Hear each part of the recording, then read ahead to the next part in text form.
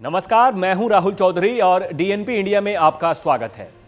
केंद्र की मोदी सरकार ने बीजेपी के वरिष्ठ नेता लालकृष्ण आडवाणी को भारत रत्न देने का ऐलान किया है। भारतीय जनसंघ पार्टी से राजनीति की शुरुआत करने वाले आडवाणी बीजेपी की पहचान रहे हैं। बीजेपी में हिंदुत्व के चेहरे के रूप में आडवाणी की लोकप्रियता किसी से छुपी नहीं है। पीएम मोदी और आडवाणी भी एक दूसरे के बेहद करीब रहे हैं।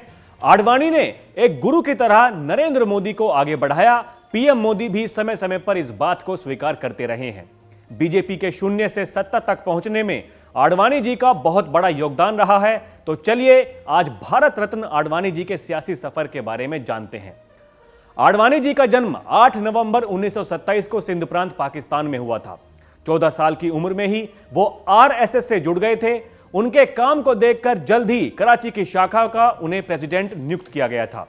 जब भारत पाकिस्तान का बंटवारा हुआ तो उनका परिवार मुंबई आकर बस गया। यहां पर उन्होंने गवर्नमेंट लॉ कॉलेज से स्नातक की पढ़ाई की थी। 1951 में वो श्याम प्रसाद मुखर्जी की पार्टी भारतीय जनसंघ में शामिल हो गए। 1970 में वो पहली बार राज्यसभा में पहुंचे।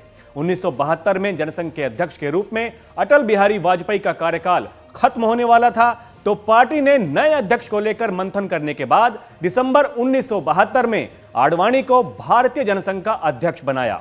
इंदिरा गांधी की सरकार ने 1975 में आपातकाल घोषित किया तो उनकी पार्टी भी जनता पार्टी के गठबंधन का हिस्सा बन गई और 1977 के आम चुनाव जीतने के बाद आडवाणी को सूचना और प्रसारण का मंत्रालय सौंपा गया। 1980 की शुरुआत में विश्व हिंदू परिषद ने अयोध्या में राम जन्मभूमि के स्थान पर मंदिर निर्माण के लिए आंदोलन की शुरुआत की थी, तो अटल बिहारी वाजपेयी के नेतृत्व में भारतीय जनता पार्टी की भी स्थापना हुई। बीजेपी की स्थापना में अटल बिहारी वाजपेयी के अलावा लालकृष्ण आडवाणी की भी अहम भूमिका थी। उसके बाद आडवाणी के नेतृत्व में बीजेपी राम मंदिर आंदोलन का चेहरा बन गई। इसी सिलसिले में साल 1990 में निकली उनकी राम रथ यात्रा देश के इतिहास में मील का पत्थर साबित हुई। अगले साल जब आम चुनाव हुए तो बीजेपी दूसरे सबसे बड़ी राजनीतिक पार्टी बनकर सामने आई।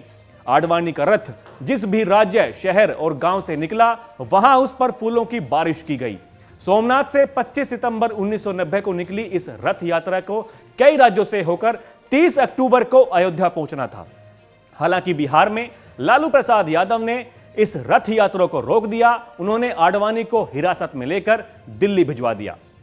अटल बिहारी वाजपेयी और आडवाणी की जोड़ी राजनीति की बेहद मशहूर जोड़ी के रूप में शुमार है। लालकृष्ण आडवाणी जब दिल्ली पहुंचे तो वो अटल जी के आधिकारिक निवास पर ही रहा करते थे। यहां उन्हें अटल बिहारी वाजपेयी और नवनिर्वाचित सांसदों की मदद के लिए बुलाया गया था। इसके बाद दिल्ली इनके काम और राजनीति का अखाड़ा बन गई। अटल बिहारी के साथ ही आडवाणी ने संसद के काम करने के तरीके को सीखा। इसके साथ ही वे जनसंघ के लिए सवाल जवाब और पार्टी की नीतियों को तय करने का काम करते रहे। आपातकाल के दौरान अटल बिहारी और आडवाणी बेंगलुरु में ही उस दौरान भी दोनों साथ ही जेल गए थे। इसके बाद 1999 में एनडीए की सरकार आने के बाद भी दोनों की जोड़ी बरकरार रही। आडवाणी को बीजेपी में बेहद बुद्धिजीवी, काबिल और मजबूत नेता माना जाता है। वे पार्टी के हिंदुत्व का कट्टर चेहरा माने जाते थे। वहीं अटल बिहारी वाजपेयी सॉफ्ट रूप थे। 1980 में भारतीय जनता पार्टी के गठन के बाद से ही आडवाणी एकमात्र ऐसे नेता रहे जो सबसे ज्यादा समय तक पार्टी में अध्यक्ष पद पर बने रहे। बतौर सांसद 3 दशक की लंबी पारी खेलने के बाद आडवाणी अटल बिहारी वाजपेयी की सरकार में पहले गृह मंत्री और बाद में उप प्रधानमंत्री बने। साल 2004 में जब बीजेपी की हार हुई थी तब भी आडवाणी गांधीनगर से अपनी सीट पर जीते और लोकसभा में विपक्ष के नेता बने। भारत रत्न से पहले 2015 में आडवाणी को देश के दूसरे सबसे बड़े नागरिक सम्मान पद्म विभूषण से भी सम्मानित किया गया था। उस साल पूर्व प्रधानमंत्री अटल बिहारी वाजपेयी को भारत रत्न दिया गया था। तो अभी के लिए इतना ही। खबरों का सिलसिला जारी है। आप देखते रहिए डीएनपी इंडिया। नमस्कार।